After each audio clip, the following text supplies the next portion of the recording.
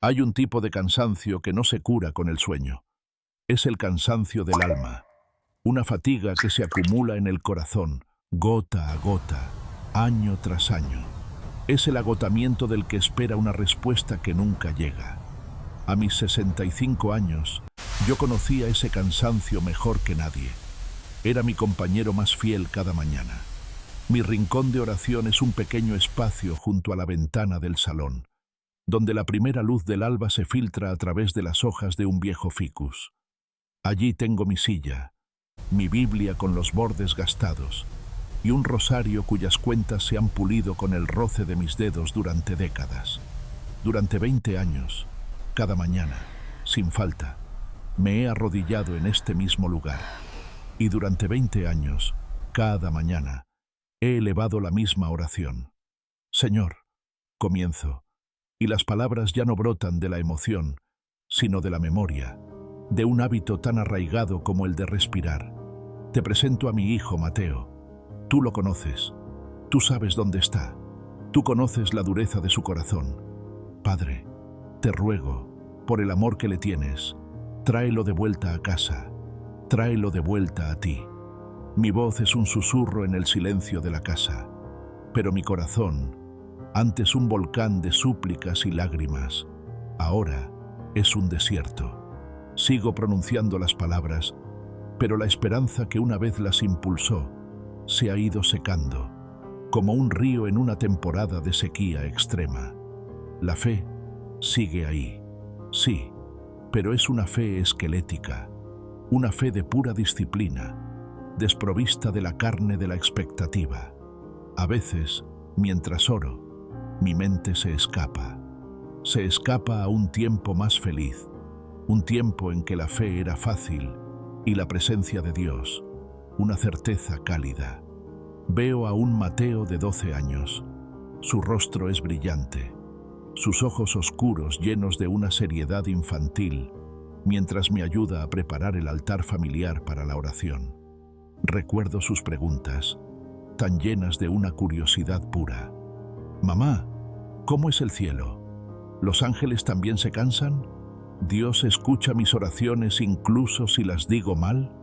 Lo veo sirviendo como acólito en la misa del domingo, su pequeña túnica blanca demasiado grande para él, su rostro lleno de una reverencia solemne mientras sostiene las vinajeras. Su fe era tan simple, tan tangible. Amaba las historias de la Biblia, especialmente la de David y Goliat. Creía en un Dios que podía derribar gigantes, pero los gigantes del mundo moderno resultaron ser más sutiles y más peligrosos que los de las historias antiguas. La escena cambia. Ahora Mateo tiene 20 años. Ha vuelto de su segundo año en la universidad en la gran ciudad, pero no ha vuelto el mismo niño. Ha vuelto con una mirada diferente, una mirada afilada, cínica. Lleva libros que no entiendo. Habla de filósofos que declaran que Dios ha muerto. Recuerdo la discusión en la cocina. Fue durante una cena. Yo había hablado de un pequeño milagro, de una oración respondida en la parroquia, y él se rió.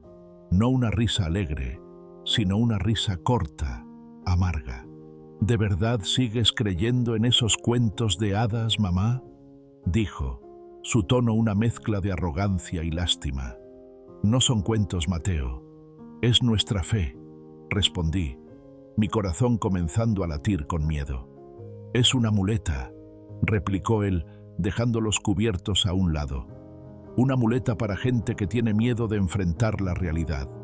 La realidad es que el universo es un lugar frío y sin sentido. No hay ningún plan divino, solo caos y supervivencia. Tu Dios no salvó a papá del cáncer, ¿verdad? Estuviste rezando día y noche. ¿Dónde estaba él entonces? Sus palabras fueron como piedras. Me quedé sin respuesta. El dolor por la pérdida de mi esposo, que yo había intentado sanar con la fe, él lo usaba como prueba de la ausencia de Dios. Ese fue el comienzo del fin. Se alejó, no de manera dramática, sino con una frialdad gradual. Primero dejó de ir a la iglesia, luego sus visitas se hicieron más esporádicas, y finalmente La distancia se convirtió en un abismo de silencio, roto solo por llamadas ocasionales en Navidad o en mi cumpleaños, conversaciones cortas y superficiales que evitaban cuidadosamente cualquier tema profundo. Se había construido una vida en la que no había lugar para el Dios de su infancia, y yo me quedé aquí, en mi rincón de oración, rezando, durante 20 años, un día tras otro, un año tras otro, viendo a las hijas de mis amigas casarse, bautizar a sus hijos, mientras mi único hijo vivía en un exilio espiritual que él mismo había elegido. He ayunado, he hecho novenas, he peregrinado, he suplicado, he argumentado con Dios, le he recordado sus propias promesas. Instruye al niño en su camino, y aun cuando fuere viejo, no se apartará de él. ¿Qué pasó con esa promesa, Señor? ¿Hice algo mal? ¿No lo instruí lo suficiente? He pasado por todas las etapas. La fe ardiente de los primeros años, segura de una respuesta inminente. La paciencia de los años intermedios, confiando en el tiempo de Dios. Y ahora estoy en la etapa del agotamiento. Un agotamiento tan profundo que se parece a la resignación. La semana pasada me encontré con Carmen, una vieja amiga de la parroquia, mientras tomábamos un café. Ella, como siempre, me preguntó por Mateo. ¿Alguna noticia? Negué con la cabeza. Sigue igual. Carmen me tomó la mano con compasión. No dejes de orar, Inés. La oración del justo puede mucho. Y por primera vez sentí una oleada de irritación ante sus bien intencionadas palabras. He terminado, Carmen, dije, y las palabras salieron de mi boca antes de que pudiera detenerlas. He terminado de orar por eso. Carmen me miró, sorprendida. ¿Qué quieres decir? No puedes rendirte. No es rendirme, expliqué, mi voz sonando cansada, lógica. Es aceptar la realidad. He orado durante 20 años. 20 años es mucho tiempo. Dios es soberano. Si Él no ha querido cambiar el corazón de mi hijo, ¿qué sigo en todo este tiempo? ¿Quién soy yo para seguir insistiendo? ¿Para seguir golpeando una puerta que Él ha decidido mantener cerrada? Quizás su voluntad es otra. Quizás debo aceptar su silencio y dejar a mi hijo en sus manos de una manera diferente. Quizás debo dejar de pedir. Quizás la paz está en la rendición. Dije esas palabras, y una parte de mí casi se las creyó. Sonaban sabias, sonaban espirituales, pero en el fondo sabía que no era rendición. Era derrota. Era el último suspiro de una esperanza que se había mantenido viva artificialmente durante demasiado tiempo. Esa noche, en casa, no me arrodillé en mi rincón de oración. Me quedé de pie, mirando la pequeña fotografía de un Mateo de 12 años con su túnica de acólito que tenía sobre la repisa, y con un dolor silencioso tomé una decisión. No más. No más oraciones por su regreso. No más noches de insomnio pidiendo un milagro. Lo entregaría a Dios, sí, pero no con la esperanza de la fe, sino con la resignación de la derrota. Mi corazón, por fin, se quedó en silencio, pero no era la paz que esperaba. Era el silencio de un campo de batalla después de que el último soldado ha caído. Era el silencio del abandono, el silencio de una esperanza que finalmente se había extinguido. La decisión de dejar de orar por Mateo no trajo la paz que yo esperaba. Trajo un tipo diferente de silencio. Antes, el silencio de mi rincón de oración estaba lleno de una esperanza expectante, aunque fuera agotadora. Ahora, el silencio era simplemente vacío. Era el silencio de un campo de batalla después de la rendición, un silencio pesado, final. Me sentía como un soldado que había abandonado su puesto. Había una extraña calma en ello, la calma de no tener que luchar más, pero era la calma de la muerte, no la de la vida. Llegó el domingo. Me preparé para ir a la iglesia por pura fuerza de la costumbre. El hábito era la armadura que me quedaba. Me vestí, tomé mi bolso pero por primera vez en 20 años dejé mi rosario sobre la mesita de noche. ¿Para qué llevarlo? Ya no lo necesitaba. Era una herramienta para una tarea que había abandonado. Me senté en mi banco de siempre, en la parte de atrás. El incienso, los cánticos, el murmullo de las oraciones de la comunidad, todo me sonaba lejano, como si estuviera escuchándolo desde el otro lado de un cristal grueso. Vi a las otras madres y abuelas de la parroquia, sus rostros llenos de fe mientras oraban por sus propias familias, y sentí una punzada de cinismo. Sigan pidiendo. Pensé con una amargura que me sorprendió. Ya verán a dónde les lleva. Me sentía como una extraña, una exiliada en mi propia casa espiritual. Llegó el momento del Evangelio. El padre David, nuestro joven y perspicaz párroco, se acercó al ambón, abrió el gran libro y su voz resonó en la iglesia. Lectura del Santo Evangelio según San Lucas, capítulo 18. Mi corazón dio un vuelco doloroso. Lucas, el Evangelio de la oración. En aquel tiempo, comenzó a leer el padre David, Jesús, para enseñar a sus discípulos la necesidad de orar siempre sin desanimarse, les propuso esta parábola. Había en una ciudad un juez que ni temía a Dios ni le importaban los hombres. En aquella misma ciudad había una viuda que acudía a él para decirle: «Hazme justicia contra mi adversario». Durante mucho tiempo no le hizo caso, pero después se dijo: «Aunque no temo a Dios ni me importan los hombres, como esta viuda me está molestando, le voy a hacer justicia, no sea que siga viniendo a importunarme». Mientras escuchaba, un sentimiento de irritación crecía en mi interior. ¿Una viuda que molestaba a un juez? ¿Esa era la imagen que Jesús tenía de la oración? Mi experiencia se sentía reflejada en esa historia de una manera casi burlona. Yo era esa viuda, clamando día tras día ante una puerta que no se abría. El padre David continuó con las palabras de Jesús: «Fijaos en lo que dice el juez injusto, pues Dios ¿no hará justicia a sus elegidos que claman a él día y noche? ¿O les dará largas? Os digo que les hará justicia sin tardar». Me crucé de brazos. Así que esa era la respuesta: molestar a Dios. Insistir, ser tan persistente que Él, como el juez injusto, finalmente cediera por puro agotamiento, solo para que yo dejara de importunarle. ¿Era esa la naturaleza de la oración? Un acto de desgaste, una batalla de voluntades entre mi persistencia y su resistencia. Me sentí aún más cansada. Yo ya no tenía fuerzas para esa clase de lucha. Mi decisión de rendirme se sintió, en ese momento, completamente justificada. Pero entonces, el padre David cerró la Biblia, levantó la vista y nos miró a todos. Su expresión era seria, intensa. «Hermanos y hermanas», comenzó su sermón. Esta es una de las parábolas más poderosas y a la vez más malinterpretadas de Jesús. Muchos de nosotros, al escucharla, cometemos un error fundamental. Pensamos que Jesús está comparando a Dios con el juez injusto. Hizo una pausa, dejando que sus palabras calaran. Pensamos que la lección es que debemos ser tan insistentes, tan molestos, que al final Dios, como el juez, cederá para que lo dejemos en paz. Y si pensamos así, nuestra oración se convierte en una tarea agotadora, y nuestra imagen de Dios se convierte en la de un soberano reacio, al que hay que convencer.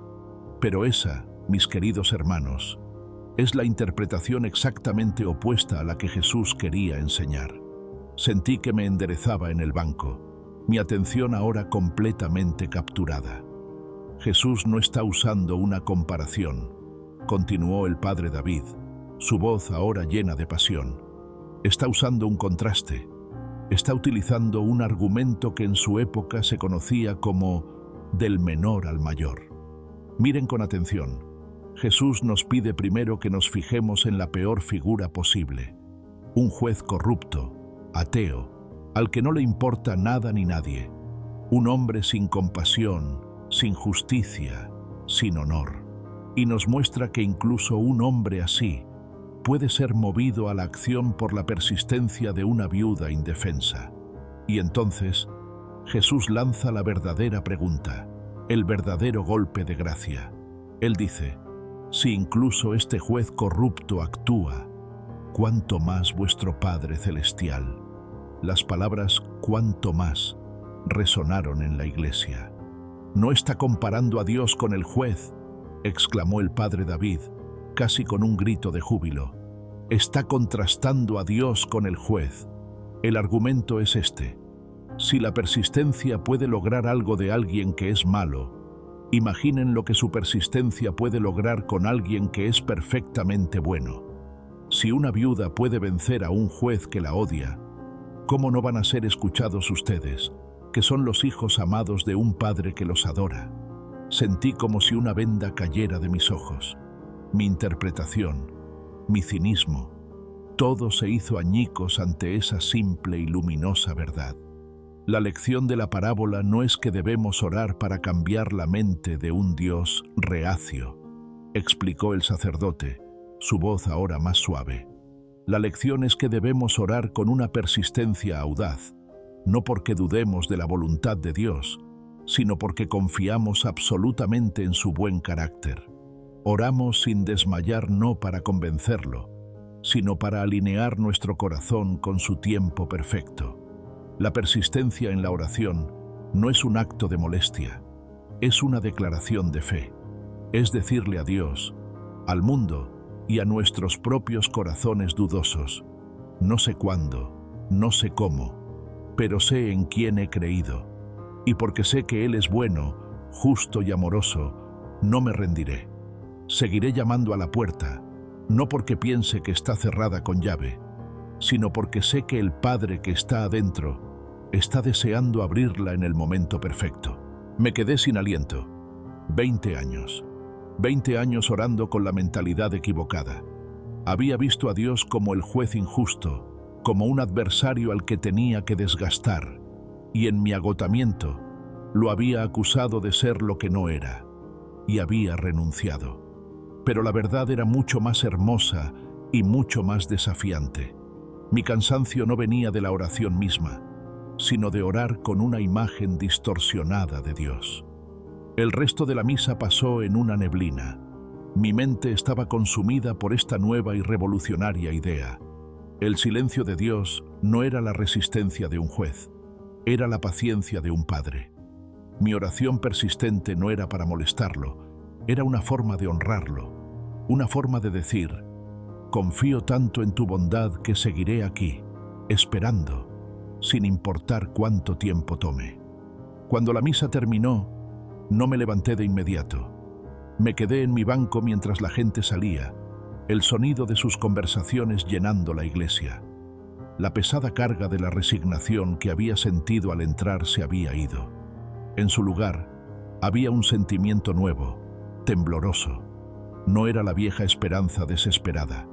Era una esperanza madura, inteligente, una esperanza fundamentada no en la expectativa de un resultado, sino en la certeza del carácter de Dios. Lentamente, metí la mano en mi bolso. Mis dedos encontraron las cuentas frías y lisas de mi rosario. Lo saqué y lo sostuve en mi mano. Se sentía diferente.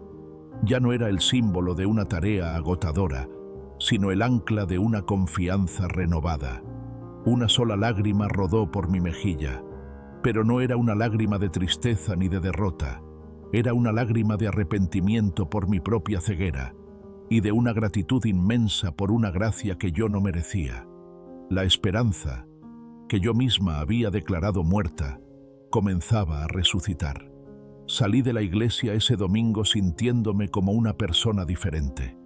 El aire parecía más fresco, los colores de la ciudad más vivos. La carga de 20 años de oración agotadora no había desaparecido, pero se había transformado. Ya no era el peso de una obligación, sino el ancla de una confianza renovada. La revelación que el padre David me había dado sobre la parábola de la viuda no fue solo un dato teológico interesante, fue una llave que abrió la cerradura oxidada de mi corazón. Esa misma tarde, Regresé a mi rincón de oración. El mismo lugar, la misma silla, la misma Biblia gastada, pero yo no era la misma. Me arrodillé, no con la resignación de los días anteriores, sino con una nueva y temblorosa expectación. Cerré los ojos y comencé a orar por mi hijo, Mateo, pero las palabras que salieron de mi boca eran diferentes. Padre bueno y justo, comencé, y mi propia voz sonó extraña, llena de una autoridad que no era mía. Vengo ante ti esta noche, no como la viuda ante el juez injusto, sino como una hija que se acerca con confianza al trono de la gracia de su Padre. No vengo a molestarte ni a desgastarte con mi insistencia. Vengo a recordarte tus propias promesas y a alinear mi corazón con tu carácter perfecto. Señor, reconozco que tu amor por mi hijo Mateo es infinitamente más grande que el mío. Reconozco que tus planes para su vida son mejores que los míos. Y reconozco que tu tiempo es perfecto. Por lo tanto, mi oración a partir de hoy ya no será una súplica desesperada para que cambies tu voluntad, sino una declaración de fe para que se cumpla la tuya. No sé cómo, no sé cuándo, pero confío en que tú eres bueno y que harás justicia a tus elegidos que claman a ti día y noche. Y yo, Señor, soy una de tus elegidas y clamaré. Esa oración lo cambió todo. Liberó mi alma de la responsabilidad de convencer a Dios. Ahora, mi tarea no era luchar con Él, sino alinearme con Él. Mi perseverancia ya no sería un acto de desgaste, sino un acto de adoración, una prueba de mi confianza en su bondad inalterable. Los días y las semanas que siguieron, mi rutina no cambió mucho por fuera. Seguía levantándome temprano, seguía pasando tiempo en mi rincón de oración, pero por dentro todo era nuevo. La paz que sentía ya no era la paz vacía de la resignación, sino la paz plena de la confianza. Leía la Biblia, no para encontrar nuevas fórmulas de oración o promesas que reclamar, sino para conocer más profundamente el carácter de aquel en quien esperaba. Me deleitaba en su justicia, en su misericordia, en su soberanía. Cada atributo suyo se convertía en un ladrillo más en el muro de mi fe. Un día me encontré de nuevo con mi amiga Carmen. «Te veo diferente, Inés», me dijo mientras tomábamos café. «Pareces más ligera. ¿Alguna noticia de Mateo?» «No, ninguna», respondí con una sonrisa serena. «Pero he tenido noticias del padre de Mateo, y él me ha asegurado que tiene todo bajo control». Carmen me miró, confundida, pero no pregunté más. Yo sabía que la batalla no había terminado. De hecho, sentí que entraba en una nueva fase, una más intensa. A medida que mi oración se volvía más audaz y llena de fe, comencé a experimentar una oposición espiritual que no había sentido antes. El enemigo de nuestras almas, al ver que mi desesperanza ya no era un terreno fértil para él, cambió de táctica. Comenzó a bombardear mi mente con dudas y mentiras, más sutiles y más venenosas que nunca. Mientras oraba, escuchaba susurros en mi mente. 20 años, Inés. ¿De verdad crees que algo va a cambiar ahora? Estás perdiendo el tiempo. Mira a tu hijo. Es un hombre adulto. Ha tomado sus propias decisiones. Es demasiado tarde para él. Nunca cambiará. Tu fe es ridícula. Estás hablando sola en una habitación vacía. Dios no te escucha. Al principio, estas flechas de duda me herían, me hacían vacilar. Pero la lección del padre David me había dado un nuevo escudo. Aprendí a no argumentar con esas mentiras usando mi propia lógica. Aprendí a contraatacar con la verdad del carácter de Dios. Cuando la duda susurraba, «Estás perdiendo el tiempo», yo respondía en voz alta en mi habitación, «No, porque mi Dios no está limitado por el tiempo. Para Él, 1000 años son como un día, y su tiempo es perfecto».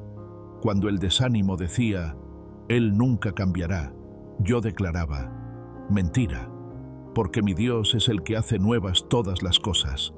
El mismo poder que resucitó a Jesús de entre los muertos puede dar vida nueva al corazón de mi hijo. Cuando la soledad me decía, Dios no te escucha, yo abría mi Biblia en el Salmo 121 y leía en voz alta, mi socorro viene de Jehová, que hizo los cielos y la tierra. No se adormecerá ni dormirá el que me guarda. Mi tiempo de oración se convirtió en un campo de batalla, sí, pero ahora yo tenía las armas correctas. Cada mentira del enemigo era una oportunidad para declarar una verdad más grande sobre mi Dios. Y con cada declaración, mi propia fe se fortalecía, mis alas se hacían más robustas. Una tarde, mientras estaba en mi rincón de oración, mirando la fotografía de mi Mateo de 12 años, una nueva revelación llenó mi corazón. Fue una comprensión tan profunda que me hizo llorar, pero esta vez, con lágrimas de pura gratitud. Me di cuenta de que el propósito principal de estos 20 años de oración persistente quizás no era solo cambiar el corazón de Mateo. Quizás el propósito principal había sido cambiar el mío. Entendí que si Dios hubiera respondido a mi oración en el primer año, mi fe no habría crecido. Si hubiera resuelto el problema rápidamente, yo no habría aprendido a depender de Él de esta manera. Si no hubiera experimentado su silencio, nunca habría entendido la profundidad de su carácter. Estos 20 años de espera, de lucha, de lágrimas, no habían sido un tiempo perdido. Habían sido mi crisálida. Habían sido el taller de Dios para romper mi orgullo, para purificar mis motivos, para enseñarme a amar incondicionalmente, para transformar mi fe superficial en una confianza inquebrantable. La oración persistente por mi hijo. Por mi hijo no solo lo estaba protegiendo a él en el mundo espiritual, me estaba salvando a mí de mi propia amargura, de mi propio resentimiento, de mi propia desesperanza. La oración mantenía mi corazón conectado al suyo con un lazo de amor, impidiendo que se endureciera por completo. Con esta nueva luz, mi oración final de ese día fue diferente a todas las anteriores. Tomé la fotografía de mi hijo, la miré, no con la tristeza de la pérdida, sino con el amor de una madre y la fe de una guerrera. Padre Celestial, dije, mi voz llena de una paz que nunca antes había conocido. Gracias. Gracias por estos 20 años de espera. Gracias por lo que me has enseñado en el desierto. Hoy entiendo. Ya no te pido que cambies a mi hijo para que yo pueda tener paz. Te pido que me sigas cambiando a mí mientras espero en ti. Te lo entrego por completo. Su vida, su futuro, su alma. Ya no están en mis manos ansiosas. Están en tus manos soberanas. Confío en ti, confío en tu amor por Él, confío en tu tiempo perfecto, y mientras espero, te alabaré. Puse la fotografía de nuevo en su lugar, y por primera vez, al mirarla, no sentí dolor, sentí paz, una paz liberadora. Había aprendido el secreto más profundo de la viuda persistente. La verdadera victoria no es conseguir lo que pides, sino convertirte en la persona que Dios quiere que seas mientras esperas. Y yo, en mi espera, había encontrado mi fuerza. Mi vida después de aquella revelación en la iglesia no cambió por fuera, pero se transformó completamente por dentro. El rincón de oración seguía en el mismo lugar, pero ya no era un tribunal donde yo presentaba mis quejas, ni un campo de batalla donde luchaba contra el silencio. Se convirtió en un lugar de encuentro, un puerto seguro. Mi oración por Mateo continuó, día tras día, pero su naturaleza era radicalmente diferente. Ya no le pedía a Dios que derribara la puerta del corazón de mi hijo. En su lugar, oraba, Padre, te doy gracias porque tú estás de pie frente a esa puerta, llamando con un amor y una paciencia que yo nunca podré igualar. Te pido que hoy mi hijo pueda escuchar tu llamado. Ya no le rogaba a Dios que quebrantara la voluntad terca de Mateo. En su lugar, declaraba: Señor, confío en que tu voluntad para la vida de Mateo es buena, agradable y perfecta. Alineo mi voluntad con la tuya, que no se haga mi deseo, sino tu plan. Ya no sentía el peso de la responsabilidad de salvar a mi hijo. Había entendido por fin que yo no era la salvadora. Solo había uno. Mi trabajo no era cambiar su corazón, sino mantener el mío lleno de amor y de fe, mientras esperaba la obra del verdadero Salvador. La oración dejó de ser una carga y se convirtió en mi ancla. Me mantenía firme en medio de la tormenta de la incertidumbre, no porque me garantizara un resultado, sino porque me mantenía conectada a la fuente de toda paz. Los meses pasaron en esta nueva calma. Se acercaba el cumpleaños número 43 de Mateo. Durante los 19 años anteriores, la llegada de su cumpleaños siempre había sido una fuente de profundo dolor para mí. Le enviaba una tarjeta con un mensaje cuidadosamente redactado, a menudo con un versículo bíblico velado, una súplica indirecta para que volviera a la fe. Nunca recibía respuesta, y cada silencio era una nueva herida. Pero este año fue diferente. No sentí la ansiedad habitual. En lugar de eso, sentí un impulso de amor puro. Quería que mi hijo supiera, sin ninguna agenda oculta, que era amado incondicionalmente. Me senté en mi escritorio, no con la intención de escribir una tarjeta de cumpleaños, sino una carta que necesitaba escribir desde hacía 20 años. Mi querido Mateo, comencé, y las palabras fluyeron con una facilidad que me sorprendió. Hoy es tu cumpleaños, y mi corazón está lleno de gratitud por el día en que llegaste a mi vida. Recuerdo al niño curioso que fuiste, al joven lleno de preguntas. Y aunque nuestros caminos nos han llevado a lugares diferentes, quiero que sepas que el amor de una madre nunca cambia, nunca disminuye. Hoy no quiero pedirte nada, no quiero sermonearte, solo quiero pedirte perdón. Perdóname, hijo mío, por todas las veces que mi propio miedo y mi propia ansiedad se disfrazaron de piedad. Perdóname si mis oraciones te parecieron una presión, si mi fe se sintió como un juicio. Mi mayor deseo siempre fue que conocieras el amor de Dios, pero en mi torpeza, quizás solo te mostré el temor de una madre. He pasado muchos años enojada con Dios por tu ausencia, pero he llegado a entender que Él te ama con un amor mucho más perfecto y paciente que el mío, y he aprendido a descansar en ese amor. He puesto tu vida, tu futuro, tu alma, en sus manos, que son infinitamente más seguras que las mías. Donde quiera que estés, hagas lo que hagas, creas en lo que creas, por favor, nunca dudes de esto. Eres amado, amado por mí, incondicionalmente, y amado por un Padre Celestial que nunca, ni por un segundo, ha dejado de pensar en ti. Feliz cumpleaños, mi hijo amado. Con todo mi amor, mamá. Doblé la carta, la metí en un sobre y la envié, y al hacerlo, sentí que soltaba la última cadena que me ataba al pasado. Ya no esperaba una respuesta. El acto de escribir la carta, de ofrecer un amor sin condiciones, fue en sí mismo la respuesta que mi propia alma necesitaba. Me sentí libre. Una semana después, un martes por la tarde, el teléfono sonó. Era un número desconocido. Dudé en contestar, pero algo me impulsó a hacerlo. «¿Hola?», dije. Hubo un silencio al otro lado, y luego, una voz que no había escuchado en casi un año. Una voz más profunda, más cansada, pero inconfundible. «Mamá», mi corazón se detuvo. «Mateo», fue todo lo que pude susurrar. «Mamá», repitió, y escuché una emoción contenida en su voz. «Recibí tu carta». Me senté, mis piernas temblando. «La he leído, no sé, 20 veces», continuó. Fue la primera vez en años que no sentí que estabas tratando de cambiarme. Solo me estabas amando.